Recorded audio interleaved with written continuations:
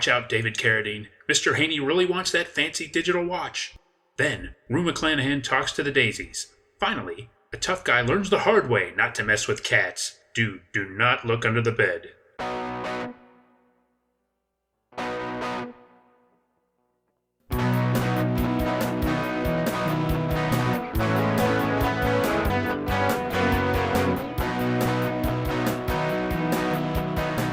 Battle of the Network shows.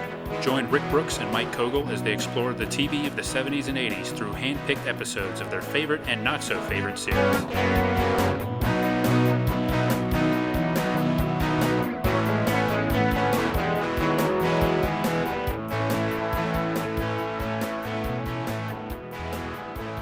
Welcome to a spooky Battle of the Network shows. I'm Mike. And I'm Rick.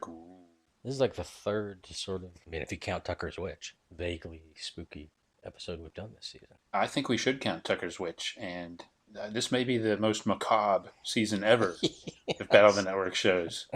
It's dark, people.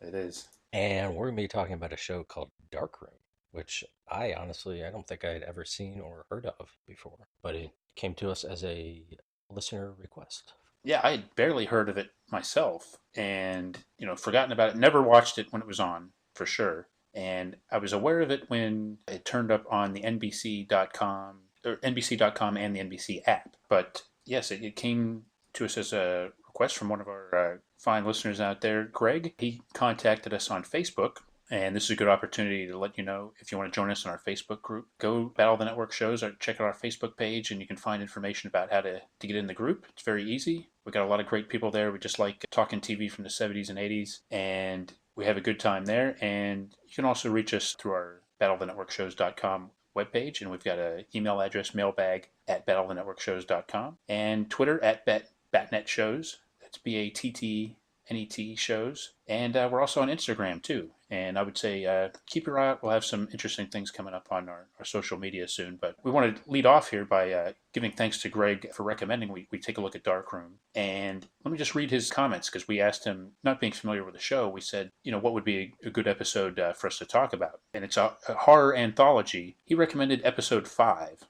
And he said it has great guest appearances by David Carradine, Rue McClanahan, and the guy who played Mr. Haney on Green Acres. It's a mini anthology type show with 3 stories per episode. James Coburn is the host, who we meet tinkering in his darkroom and picks up a photo and introduces and ends each segment, kind of a lot like Night Gallery. This episode's stories were pretty strong by notable authors Robert Bloch, Frederick Brown, and William Nolan. The 80s production values and light tone make it feel like a budget creep show. It's still a fun show and holds up in my humble opinion. Hope you guys enjoy. And I think that's a pretty good introduction description of the show. And want to give thanks to Greg, and also a shout out for his band. He's in a group called The Explainers. He says it's punk rock out of Wilmington, North Carolina, an area that I'm familiar with and have fondness for. And he says, our second album, October Surprise, is coming out very soon. I write and sing most of the songs, which are usually political satire, somewhere between Dead Kennedys and Dead Milkmen, bands that are chronologically right in your audience's wheelhouse, although not to everyone's taste. So, I think that's an assessment, and checked out some of the Explainers' work. You can find it online. I think they also have an official Facebook page. Might be the best way to go to get some of them. And we don't get political on this show. I think they do have a point of view, as you might expect. But I would say, go check them out. And thanks for the suggestion, Greg. And thanks for listening. If you're interested in suggesting shows for future seasons, just let us know. And we'd love to hear from you and share some of your thoughts with everybody else that's listening. Yeah, thanks, Greg. And I'm glad that he suggested this. I haven't seen, a lot of Twilight Zone or these kinds of shows, and I enjoy them when I see them, but it's never been something that I've followed as much. But it helped, there are only 7 episodes of this, so I just watched them all because, wasn't that big a commitment, and I did enjoy it. A lot of cool guest stars and a lot of wild endings. Yeah, I don't think either one of us are big horror fans per se. No. Like, personally, I would lean more towards black and white, like the Universal Monsters kind of horror. Yeah. Maybe something like Alfred Hitchcock Presents in Twilight Zone. I love those. As far as we get into, like, color and, like, kind of the 1980s and more of, like, the slasher movies and that kind of thing, I'm not as much into that. This is a little bit more in the vein of kind of a throwback to some of the other stuff, and also kind of like maybe EC Comics, maybe with like the twist endings Yeah. and kind of the tone, which is almost tongue in cheek in a lot of it. You think that's fair to say? I think so, yeah. Well, it's fair to say, and he said it. He made the comparison to Creep Show, which I think was like an EC related Right, yeah. project. So And although, we are going to spoil this episode, I don't think we want to spoil too much of the other episodes. But I will say episode 7 possibly had the most twisted thing of all. To fans of our era, and I think fans of our show would be dismayed at one of the relationships that happens in that episode. you know what's funny is I told you, and I intended to watch all, but that's the only one I haven't seen yet. Oh, no. I did not get to that one yet. Well, So I'm looking forward to this now. You are in for a shock. Okay. Yeah. I'll be. That is all I'll say. And episode 2, I believe it was, with had two segments, one with Helen Hunt and one with Claude Akins and June Lockhart, and one of the guys from the Hubba Bubba commercials. Mm. Yeah. What is that guy's name? The His character was Dixie, but Dub Taylor. yeah. And I know he was in a lot of westerns and things, but that was one of the stronger segments I've seen. I think that's one of my favorites, the one with Claude Akins and June Lockhart. And both of those had just like crazy endings. Yeah, it made me laugh in a very good way. Yeah, I think the consistency is not necessarily there all the time, but it's enjoyable. And now, one thing I find interesting is there's not a lot of information about this show out there. Understandably, right? It aired 7 episodes. It wasn't a super successful show. But I find just kind of looking around, looking maybe IMDb comments and seeing, maybe people are hoping for like a DVD release or something here. But it seems like it kind of divided. Some people like love it and really fondly remember it, but some people kind of criticize it. And one of my kind of go-to TV books is that I think I've mentioned on the podcast here before is Harry and Wally's favorite television. Uh-huh. And they rate pretty much everything 1 to 4 stars. And they gave Darkroom only 1 star. Ouch. And it was a very brief description, very dismissive. And I certainly don't agree with them on everything. I think they really hit on it in a lot of them. But I think they're way too harsh on this series because I think there's a lot of good stuff in it. And I lean more towards Greg's point of view on this. I think it holds up pretty well and it's pretty entertaining. Not all the segments are great, but I think it's a decent show. Yeah, it feels a little long sometimes, but I think that's because all the commercials on the NBC app are part of it. And because they, like, even if there are 2 segments, they're not necessarily balanced in length. One segment might be 3 minutes, and then the other 45 minutes is the other segment. And boy, do we get a good example of that in this episode. Yeah, I mean, thankfully this one has 3 segments, but one of the segments is barely a segment. Yeah, and there was the one with Esther Roll that I was excited to watch that segment, and then it was over before it started. So yeah, I think that's an example of one that it felt way too short, and I wonder how that happened. If it was availability or something, or on one hand, it's kind of refreshing that segments aren't, cookie cuttered to fit a certain time slot. But on the other hand, I think that's something as you watch all these episodes, some of them are too long and some of them are way too short. And that's an example of one that seemed like it was way too short. But I think at the same time, I've seen people, I think, reference the Esther Roll one as being like one of the things that scared them as a kid. And to me, this maybe holds up more as a show of moments than a show of episodes. If that makes sense. Yeah. It seems like people have vivid memories of certain things that really frighten them, especially if they were watching it as kids. Right. But maybe people don't as fondly remember the show quite as much, but they remember things really stood out to them, some of the scary things that they did see. Yeah, interesting. Again, there's not much out there. It seems like Peter S. Fisher, who of course was involved in Murder, She Wrote, I guess was the executive producer. It seems to be the case, yeah. And this Christopher Crowe guy seemed to have had something to do with that. If that is his real name. Yeah. It probably is. It just seemed like it might be an alias. I don't know. I mean, Cameron Crowe, sure. I believe that. Yeah. But it's 1983? 1981. 81. So it's a little before the sort of attempt to like that period where there was Amazing Stories and like the Twilight Zone movie and the new Twilight Zone show or what. It seemed like there was an attempt to revive this format. Yeah, I think that this was a little ahead of its time. Yeah, it was. Yeah. And also one thing that might have hurt it is it was a 9 p.m. Friday show on ABC, and I think it went up against the Dukes of Hazzard. So CBS had like Dallas, the Dukes. It was pretty strong on Friday nights, and I think, and actually, so Darkroom premiered in November of 1981. Okay, and there was well, now I'm forgetting. There was a writer's strike. The year before it was the actor's strike. Yeah. This year was the writer's strike that delayed things. That may be why it didn't start until November, but I'm not sure exactly what happened. But like, I went to the TV Guide, the 1981 fall preview issue, and Darkroom isn't even in there. It wasn't on the schedule, like the announced fall schedule that would have been, had everything gone normally that season. So I'm not sure if it was like kind of an emergency replacement or something they were going to run later, or what happened with Yeah. it. But it's just seemed like it just wasn't meant to be with this series. Maybe it's something they could throw together. Yeah. And, they could have different crews doing different segments at the same time or something. Get it together more quickly that way. So, of all however many segments there are over the course of the 7 episodes, I think only one had what I would call a happy ending. And I'm not even sure that was. I mean, I might have misread that ending, but I'm pretty sure that like one main character kind of got out of their situation. And that's not in today's episode, correct? No. Okay.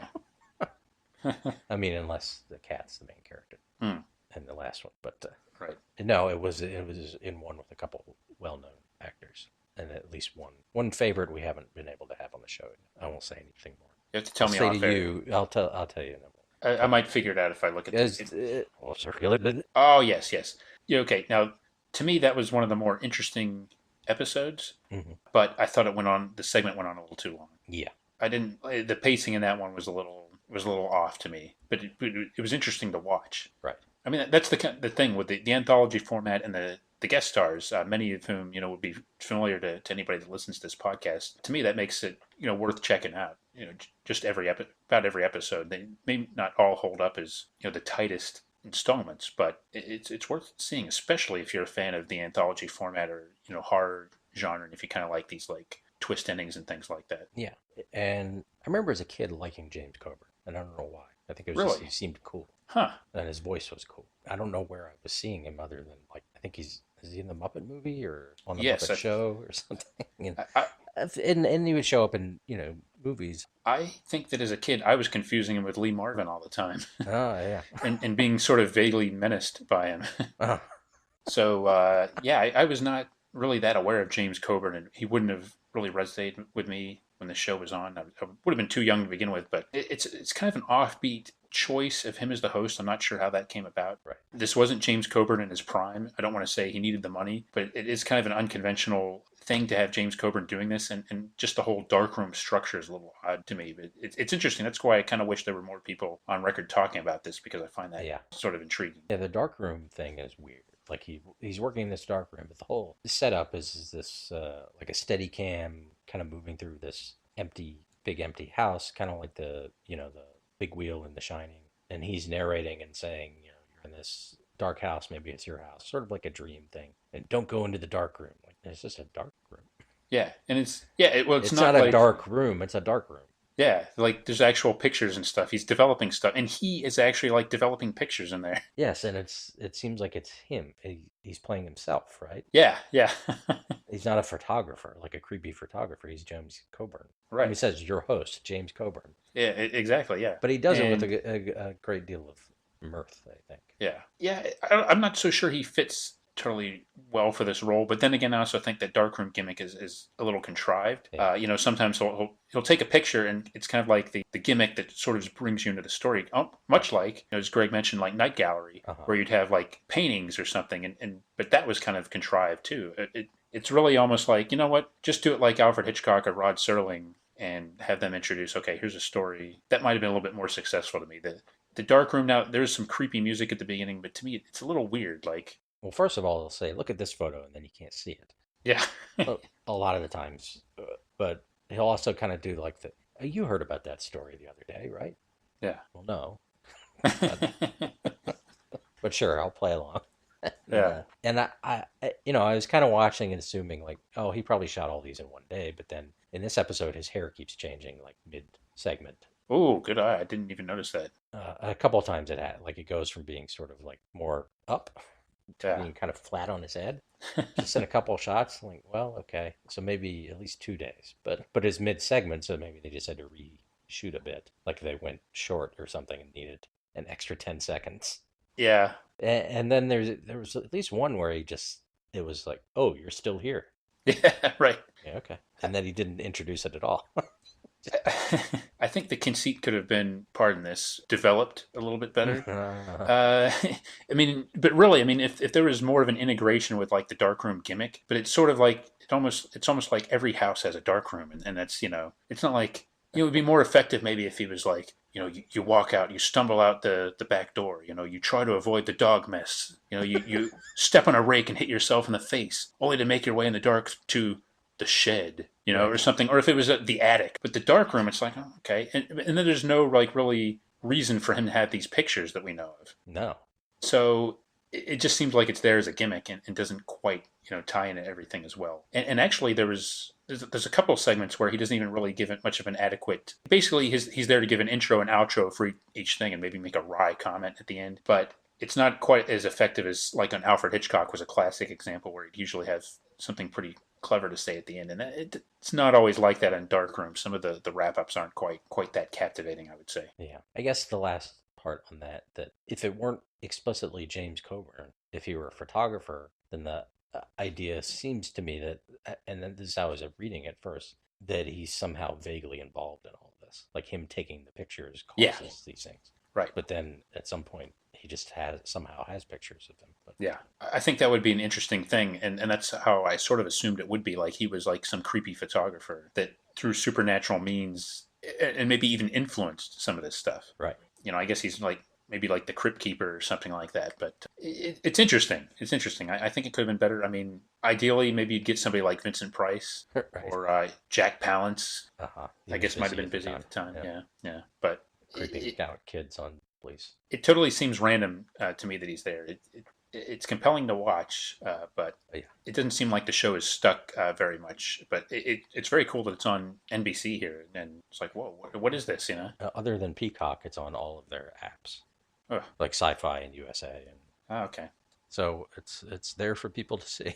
With frequent commercial interruption, as we Yeah. like to say around here. Yes.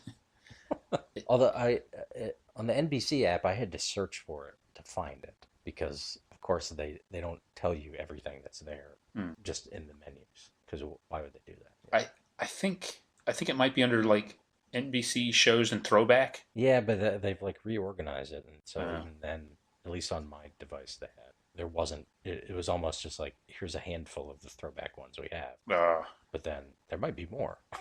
uh, But there's no easy way to navigate to them, like yeah. not a see all or something, which I think is what it used to have. Yeah, it's very unusual to me that some of these NBC throwback shows aren't on Peacock right now with all the emphasis they're putting on that. Right. And Peacock to me is a much more attractive presentation and a better way to consume their shows. So I'd put this and some of the other stuff over there and make it easier for us in future episodes. there's some Yeah. shows on NBC.com I'd like to cover, but I'd like them to be on Peacock or something a little bit easier to watch. I'd just like to be able to watch Peacock. Well, there's that. Yes. So, should we get into this episode? As you said, episode 5. Yes, episode 5, and like some places, I think maybe even IMDb, but they have an annoying habit of listing each installment, each segment as its own episode. Right. But this episode, the fifth aired episode, has 3 different segments that we'll talk about. And Mike, do you know when this one debuted? I don't, obviously. It was on Christmas Day, 1981, Day. Christmas Day. Yes. So let me tell you what else was on that night. ABC had Benson, Bosom Buddies, Darkroom at 9, and then at 10 o'clock, Strike Force, which was an action show with Robert Stack as the veteran, I think, with some young go-getters on his team. NBC had NBC Magazine with, kind of a classic, generic-sounding Friday night news magazine show, but it had one of your favorites, I believe, Jack Perkins, was on NBC Magazine, and followed by The Gathering Part 2, a television movie there. CBS led off with The Dukes of Hazzard, a Christmas episode, Falcon Crest, and a Mike Wallace special, which seems to be maybe a way to burn some TV time. But it featured profiles of RFK, Robert F. Kennedy, and Noel Coward and, on Christmas Day 1981. So it seems like an interesting way to celebrate Christmas with me, but it's like ABC was like, we've got our Friday lineup and we're not budging from it. Jack Perkins from Biography? From Biography, yep. the very same. The other name I thought you were going to say was Edwin Newman. Not Edwin Newman, unfortunately. Yeah. I bet he did correspondent work for that show. Yeah, he very well could have been on there. Looking at this lineup, it stands out to me that like nowadays I think there'd be like holiday programming or maybe special programming, whereas this seems kind of unique in that all 3 networks have what looks to be essentially the regular lineup, like a Friday night movie for NBC, but just episodes of TV shows, and not all of them Christmas episodes, which I find kind of interesting. They don't just give up the night. They're like, no, it's Friday night. We're gonna put out our Friday night stuff. Yeah, weird. I wouldn't want to watch this on Christmas. No. Sorry, Greg. I just, it's not Christmassy at all. Yes. Now. Maybe if they had had a Christmas theme, well, I still wouldn't. But No. yeah, but this one has 3 segments, and the first one is called The Partnership, which stars Pat Buttram, aka Mr. Haney, and although in this episode he's playing a character named Tad Miller, although he says his real name is Ralph. I don't know. That was an interesting bit that they included. Yes. Was that like a little bit of business that Pat Buttram volunteered? Maybe he was like as distraught as I was at the idea of him playing a character named Tad. Maybe. That sounds like an act, those pretty boy actors. I don't know.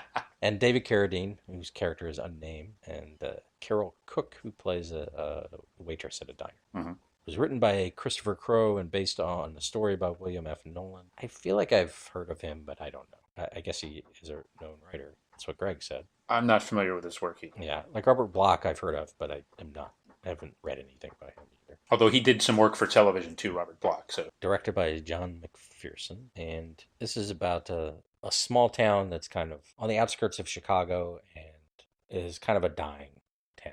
And it opens with a trucker getting some gas and Pat Buttram walking down the road towards the gas station. He's got some fancy cowboy boots on, and he kind of just starts chewing the ear off of this trucker who really just needs to get going. Yeah, he wants to get back on the road.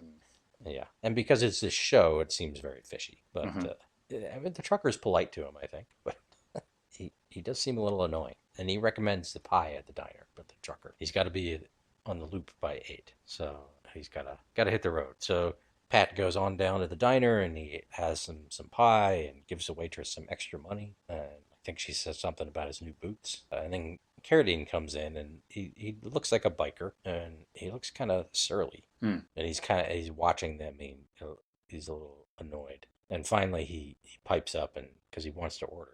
They're just jawing. We also hear about Pat's mysterious partner Ed and how they're doing pretty well right now. But he seems a little suspicious of the Carradine, right? But then he starts kind of talking to him. Yeah, suspicious of Tad and suspicious himself, or I thought Tad seemed suspicious of him, or maybe he's just eyeing him for his later business. But at first it seemed like a little bit of that eyeing an out of towner with a suspicious eye kind of thing. Right. But that's how I read it too at first, and maybe not the case, but I that's how I saw it too at first. Yeah. So Carradine's character, he is a biker, but his bike broke down in Wisconsin, and he needs to get back to Chicago to get his truck to go pick it up. And he has, as most bikers did in the 80s, I think, a digital calculator watch. Yeah, yeah, it was standard part of the gear.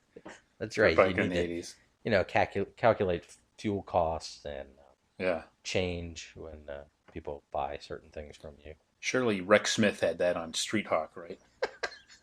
His was probably in his helmet. Yeah, you're right, yeah. I believe the Hells Angels started issuing those as standard. Yeah. For everybody. You got a leather jacket and a digital calculator watch. But yeah, Tad he's really taken with that watch. And they get to talking and seem a little more comfortable, and he mentions how he used to run the fun house at Happy Land.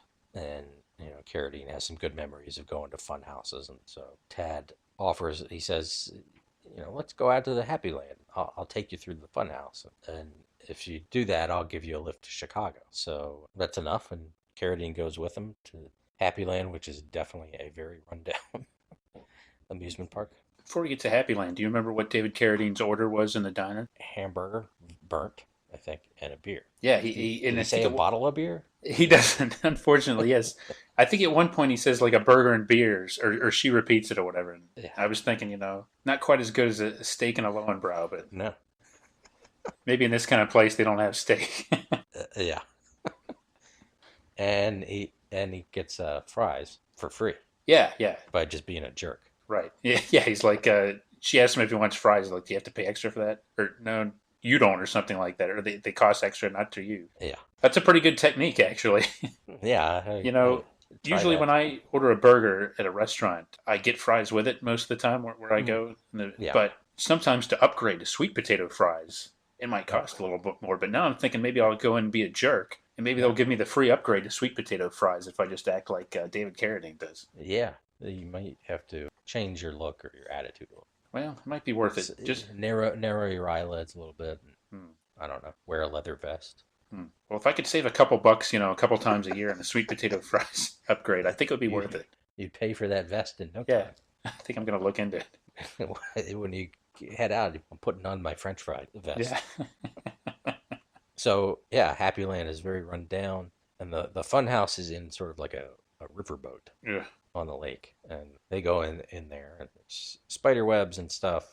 Oh, and let me tell you, I watched the documentary on Action Park Oh, a little while ago, and after seeing all the stuff that went on there, that still looks way more appealing than this funhouse. I can't imagine this funhouse in its heyday. How if it looks safe then. I mean, that's one good thing about this episode is right away they establish it's physically dark at nighttime, but you can tell how just run down, dilapidated it is, just in a yeah, really creepy way. yeah. I mean, hopefully it wasn't like all crumbling and leaning over like the way it is Right. in its heyday, but maybe it was. Maybe that's Definitely part be of it. some code violations there if so. Yeah, and as they're going through it, Tad's got like a kerosene lamp, and Carradine it gets kind of uncomfortable pretty quickly, I think. And there's like a hanged man, I think, drops from the ceiling, and then they go into a hall of mirrors, and Carradine trips and cuts his lip, and then Tad at least makes it seem like his lantern has run out of gas, and so he leaves Carradine there to go to his truck supposedly. Of course, he starts cackling too. Yeah, like Carradine, I think was already expressing like, "Hey, let's just get out of here." Yeah, Tad is kind of like reluctantly, "Oh, okay, we'll do it." And then he comes up with this, whether intentional or not, right. this reason to kind of strand him in there while he goes and Yeah. attends to the gets the light. But really, it goes into like a little office area and turns on a generator and has an electric light, Yeah, and has like a switchboard of some kind and a map. So he's sort of I guess he's listening to the footsteps, but he's following where Carradine's walking and releasing different things, kind of to scare him at first, and then he hits one, and Carradine slides down a slide into like a pit on the bottom level, I guess, of this boat, and then Tad sets off like a red blinking light on the outside of the boat, and something starts moving in the lake. Something with glowing eyes and making a big ripple. And on the far shore, I don't know if you noticed this, but Leonard Nimoy is there with a camera. I did not notice that, but it makes sense. Uh, He does seem to show up when there's a slight possibility that there may be evidence of something that may or may not exist. Nimoy's that's right. there. Yeah. Unfortunately, I think they forgot to bring the right lighting, so they didn't catch anything. That's too bad.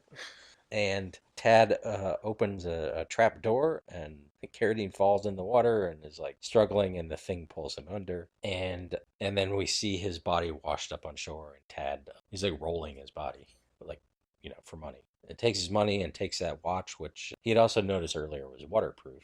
And then he leaves the body and a piece of pie for Ed. Hmm. And then the next day, he's showing off his watch to a new stranger in town at the diner. So it's quite a menacing turn by old Mr. Haney there. It was. I like this one. I think this was the best segment of the ones that on this episode, Yeah, and I think one of the better segments in the series. And it has more. I wouldn't say that Darkroom in general has a lot of these jolt scares, like a horror movie of the era, but this one does. It's pretty well done. It's entertaining, and I think the story ties together well. In like the sequence with the truck driver at the beginning, it seems almost like a little bizarre at the beginning, but then when you see how things fold out, it's like, oh, okay, it makes more sense. Tying together little details like the pie, the watches. I think this is pretty well done. I enjoyed this one. yeah, and I like that they didn't bother explaining what Ed was. Yeah, He's something. yeah, And Carradine was able to go from a tough guy to being scared pretty quickly. yeah. Like as soon as they were in that funhouse, his demeanor started to change. And then Pat Buttram, the way he played it, like he never really changed how he was playing it, which I think made it creepier. I agree. Yeah, that's true. Like he was still friendly in his menace. Yeah, and there's something like he says at the beginning, like when the trucker kind of blows him off, he just says some, like laments, like, "Ah, people just ain't as friendly as they used to be," or something, which is Yeah. it's kind of funny. I mean, I sort of thought one way about the character at the beginning, and then you think a totally different way about him at the end. But as you say, he's consistent the whole way through. Right. And yet the trucker is perfectly friendly. I Yeah, think he's much more friendly than he needs to be. He that just that's didn't good. Yeah, have time to go get pie with a guy he just met. yeah, But maybe small town, I don't know, different ideas. yeah, So this yeah. next segment is called Daisies, Yes, and and that stars Rue McClanahan and Elizabeth Halliday and Lloyd Buckner, or Buchner, I'm not sure. yeah. Now he was in a lot of stuff. He was in one of the more famous Twilight Zone episodes. Rue McClanahan is this puts her in the three-time club, I believe, Mike, Yeah, on the podcast here. yeah. I mean, and I guess if we count incidental appearances in the network promos, she might have been. I don't know if we're counting them. That might Well, be too difficult. And another show we're going to do might be. She wasn't at that show, I don't think, but mm, one of her co-stars is. But yes, okay. Well, yeah, I don't know if we can count that promo thing. That was we'll have to work on that.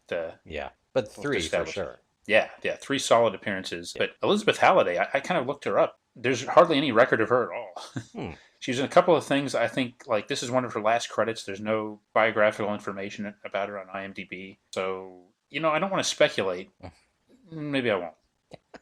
Well, maybe I will. She married Art Hindle and that, retired. that would be the logical explanation, yes.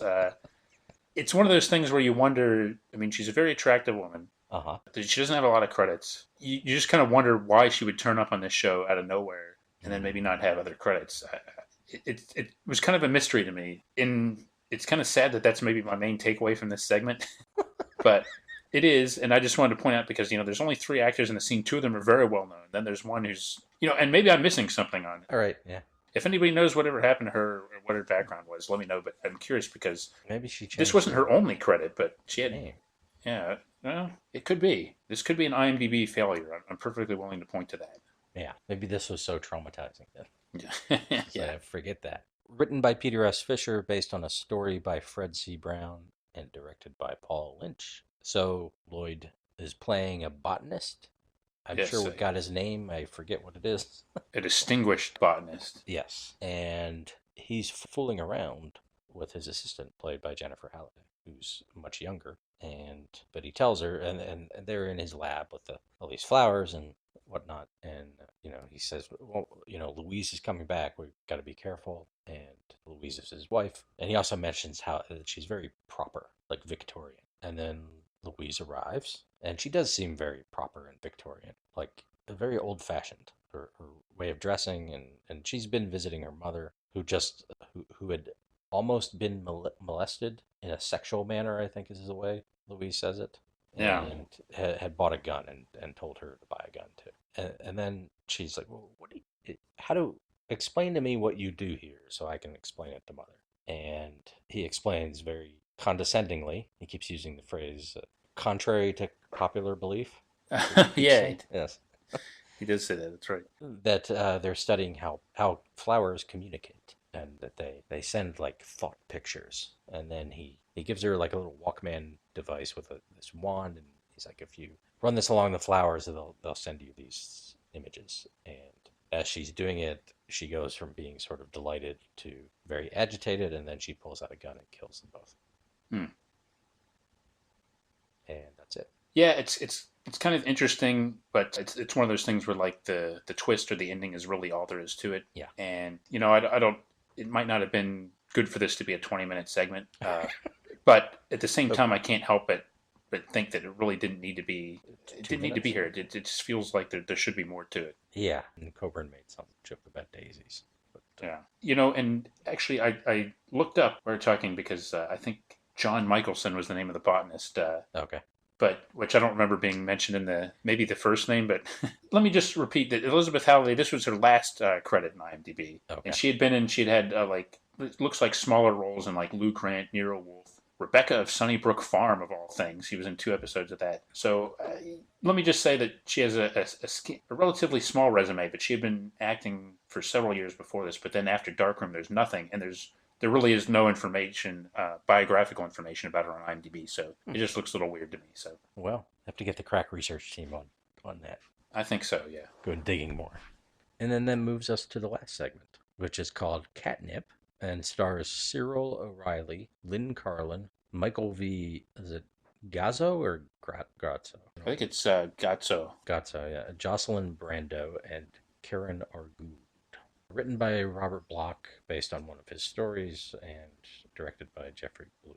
So I recognize that Michael Gazzo, but nobody else stuck out as someone Yeah. I've seen before. But Michael Gazzo was in The Godfather too, and has kind of a look and to him where he played like a lot of those kind of Italian like ethnic characters. And now the lead in this, Ronnie, who will see more about Ronnie, he was in one of his most notable roles was Porky's. He was in Porky's and Porky's 2, and this movie seems to keep popping up this season. Yeah. But he co-starred alongside the great Art Hindle in Porky's, so good for him. And Kim Cattrall. Of course, yes. Don't forget. Yeah. Who knows? Maybe he was even in the scene with her. I don't know. He might. Or at least watching the scene with her. if my understanding of that movie is correct.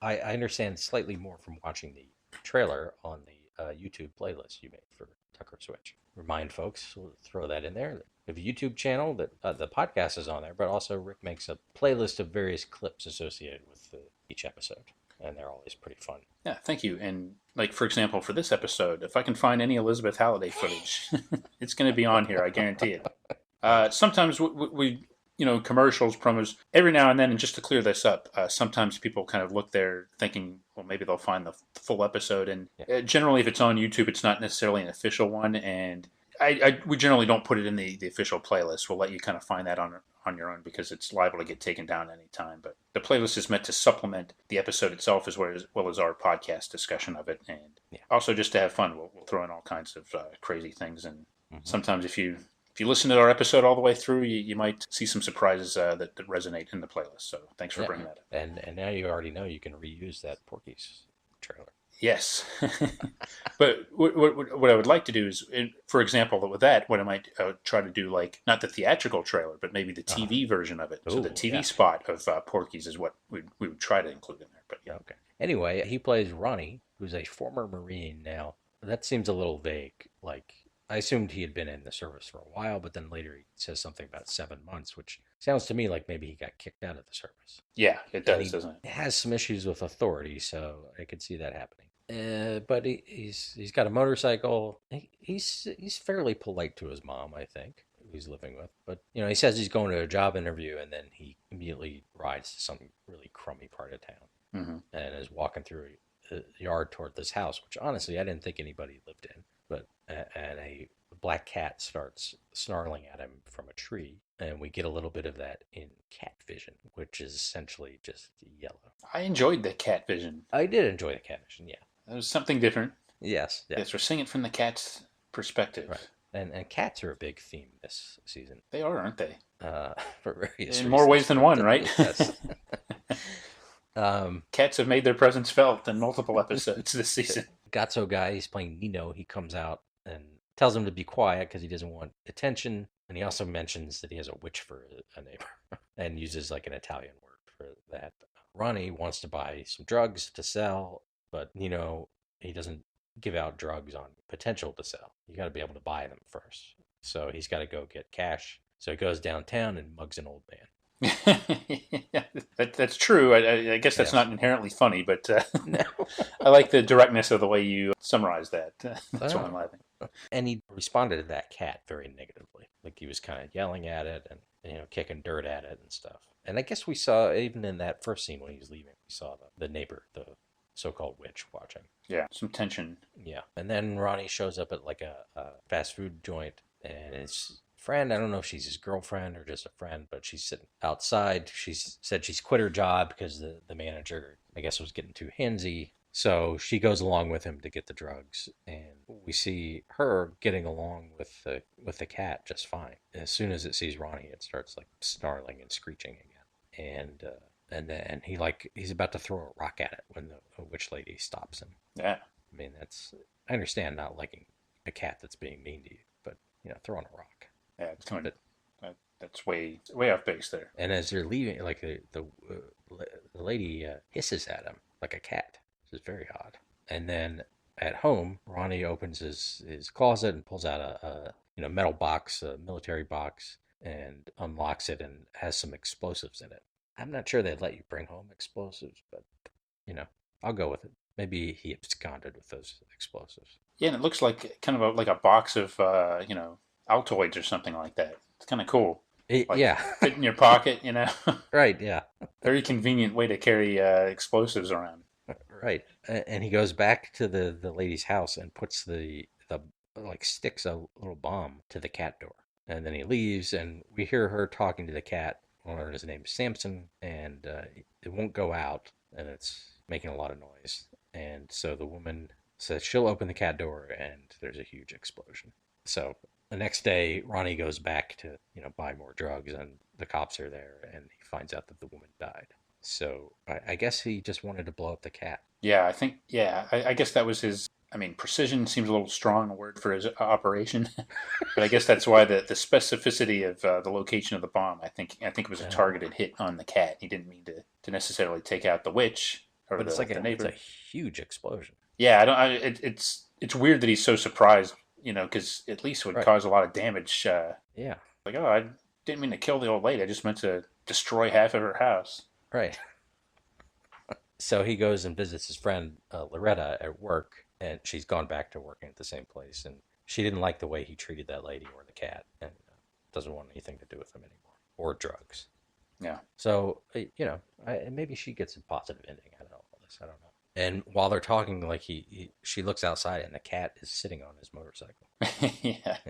Samson, and he runs out and is gone. So then he goes for a ride. It seems like he's going for a ride in the country. Like I don't know where he lives, but it's definitely less urban. And there's the cat sitting in the road, and Ronnie's like racing towards it, and the cat leaps out of the way, and like he was crouching in front of a huge rock. Yeah, I laughed out loud at this.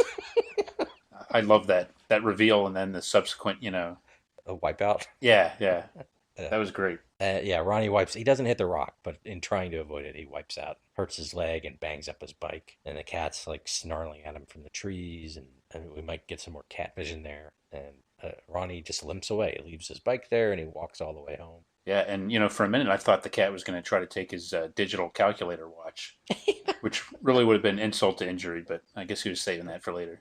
Right? Yeah. Cats love calculators. Yeah, they're fascinated by them. Yes. Give me a nice little calculator, and I can keep a cat entertained all day. Just their eyes darting back and forth, looking at the Yeah. numbers and the numbers changing on the screen, and Yeah. holding them upside down and making funny words with them. Yes, I was about to say. Yes. Did they enjoy that one? And when he gets home, like Samson is on the roof, and again, like just making a lot of noise, and whenever the cat is snarling, like they're doing stuff to the sound to even make it more like demonic, or make it demonic at all. I shouldn't say. I Yeah. shouldn't say more demonic. That implies I dislike cats. Yeah, that's a little harsh. I don't. I know you meant well. Yeah. No offense. Apologize to any cats who might be Yeah. listening, or cat lovers. Right. So he runs inside. His mom is like freaked out because the cops had called because they found his bike, hours ago. And he's like, everything is fine. He goes into his bedroom, which has some rock and roll posters, and a poster that looked to me like it might be Olivia Newton-John, Yeah, I think that was Olivia Newton-John. and a reel-to-reel tape player or Nice. recorder. Yeah, sweet. So I don't know if he's supposed to be a musician too. Like I don't know who would have a reel-to-reel in '81 other than somebody like recording at home. But Ronnie's a different kind of guy. He doesn't like following orders. So Yeah. if somebody's telling him to get vinyl or cassettes, he's sticking to reel-to-reel. Right. And he hears the cat outside, and then he's like goes to his door of his room and looks out at and looks back, and Samson jumps through the window, and from somewhere in his closet or wherever, Ronnie grabs a samurai sword and attacks the cat, which goes under the bed, and he's like stabbing at it and thinks he's got it, and then he peers under the bed and he doesn't find a cat alive or dead. The witch, her head turns and looks at him and hisses. Yeah. And I think he had a very natural response to that, which is he kind of passed out. Yeah, he does. Yeah, I almost passed out when that happened. right. That was pretty chilling. It was, yeah. And then Samson attacks him and is like kneeling by his face, chewing. And the mom's calling and then says from the hall, "What? Has the cat got your tongue?" Yeah, of course. And the show it. And then Coburn has a little quip on top of that, which is if he had only told them that he was highly allergic to cats. Yeah, I didn't quite. His response was not the response of someone allergic to cats. No, no, I don't think so. Well, he did murder someone, so I guess he got his just desserts. Some of these things, I don't know if they're always getting, they might be getting punished beyond their crime sometimes on this. Well, that's a Or tough call in hapless this one. victims like Carradine. Yeah. For one thing, was it just me, or was I was more shocked by the appearance of that samurai sword than the explosives. I mean, he pulled that thing out. I was like, whoa. The explosive was just kind of like, huh, that's odd. Yeah. He pulls out that sword. I'm like, oh man, that's pretty hardcore. And I don't know if we mentioned this, but the witch is played by Marlon Brando's older sister, and you can kind of see it, when you look at her. So picture that, that head being under the bed and expecting a cat and seeing that, and it's pretty. Yes. It's a little An chilling. old Marlon Brando's head under it. Again, they don't explain the supernatural part, and I'm fine with that. Mm-hmm. Like, was she the cat all along? Was it her familiar? Was it, I don't care in a way. Yeah. Just don't mess with her. Yeah. Don't mess with her cat. And good showing by the cat. We saw some more catovision in that last scene in the bedroom. Yeah. Were you able to find out Who the cat is? Yes. No, sadly, no. I It think. was Elizabeth Halliday's cat. Or maybe she owned Hubie, and that's why Hubie stopped acting. Well, She just was like, we're done with Hollywood. could be. This is an assignment for the crack research team, I think. But I don't remember seeing a screen credit for this cat either for Samson. No. So it'll take some digging to get some more details on that. But whoever he was, he acquitted himself quite well in this episode. Yes. I thought the segment was felt a little long to me. I liked moments in it, but the character was pretty unappealing. Yes. There were some good moments, but I think it's, to me, the partnership, the first segment of this one was much better than this one. Even with James Coburn, I think in his intro in the beginning, he introduced Tom, his guard cat, Yes. and kind of said, people will be surprised what cats can do or something like that. There was a bit with that too. So Tom was a kitten, very adorable kitten. But then at the end, like Tom growled from off camera, and it was like a lion roaring. Yeah. And Coburn kind of widened his eyes. Yeah. Yeah, a bit of an uneven episode, but I feel like that's to be expected when you have multiple segments. Yeah, and again, worth watching. Don't understand, kind of trashing the show and people it like the physical look of it. It does look of its time, Mm-hmm. but I find that interesting too. Nice variety of stories and actors. Yeah, It doesn't look cheap, no, I don't think, and they use a mix of locations and definitely a backlot in a couple episodes. But I mean, one set in 17th century or 19th century France or something. So yeah, probably not going to go on location for that. Yeah, and a lot of well-known, recognizable actors. I think more because I'm thinking about that episode you just referenced. And it seems like each episode has a mix of something that's a little too short, something that's a little too long. Yeah. It just seems like they couldn't quite find the balance in all these segments, but it is an intriguing one, and maybe they needed a little bit more guidance with it to make it a little more consistent. But it was a commercial failure, I guess, but an interesting one nevertheless. It was cool checking it out, and I can't wait to see that last episode you mentioned. Yeah. Because I don't even know who's in it or anything, so it'll be a nice surprise, I'm sure. Yeah, I wonder, I mean, like if it had 3 12-minute segments or 2 24, I think it would be better. Mm-hmm. Like very evenly worked out. But I guess they just went with what the material demanded, or they felt it demanded. Mm-hmm. Yeah. The really short ones especially, and the overly long ones are the most frustrating. Yeah. Yeah, again, I'm glad we got to talk about it and watch it, and thank you, Greg, again for pointing us this way.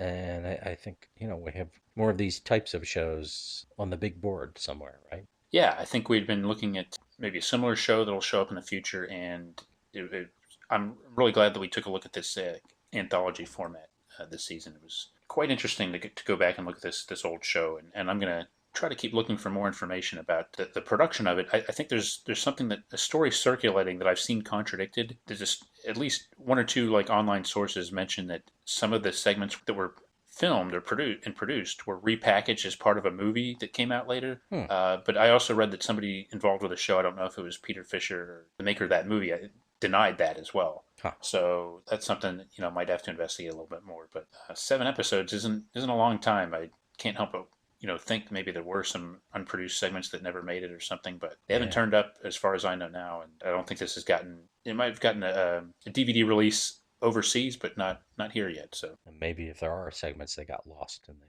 the Universal Fire. I thought you were going to say that they were lost in the Darkroom. Oh well, yeah. And maybe somebody just developed them before they were ready. Yeah, exposed the negatives. Coburn was in there working on them, and some idiot opened the door and ruined everything. That was episode 8. Yeah. Hopefully that person got his comeuppance one way or another. Yeah, I'm trying to think of a twisted way to end this, but I can't. So this podcast? This episode, yeah. Yeah, well, not everything has to have a twist ending, I guess. No. Do you think M. Night Shyamalan is a fan of this one? Quite possible. I haven't seen him mention it, but hasn't he been trying to do an anthology show for years? I think he wanted to do he was going to do like a Night Gallery reboot or something. Right. Isn't he doing something on Apple? Yes, I don't know if it's an anthology or... I mean, they are kind of cool again. Yeah. The Black Mirror. I mean, there's the season-long anthology thing. But... Well, it's certainly not a twist to have me unfamiliar with 2020 television because I'm too busy rediscovering obscure 1981 shows. So. Yeah. All right. Well, enjoy if you go watch it, and Rick, you enjoy episode 7. I certainly will. Thank you. It will blow your mind. This episode brought to you by the rich, woody tones of James Coburn's voice. This episode also brought to you by Happyland, where a lake monster can be a lake monster. This episode also brought to you by cats. Don't mess with them.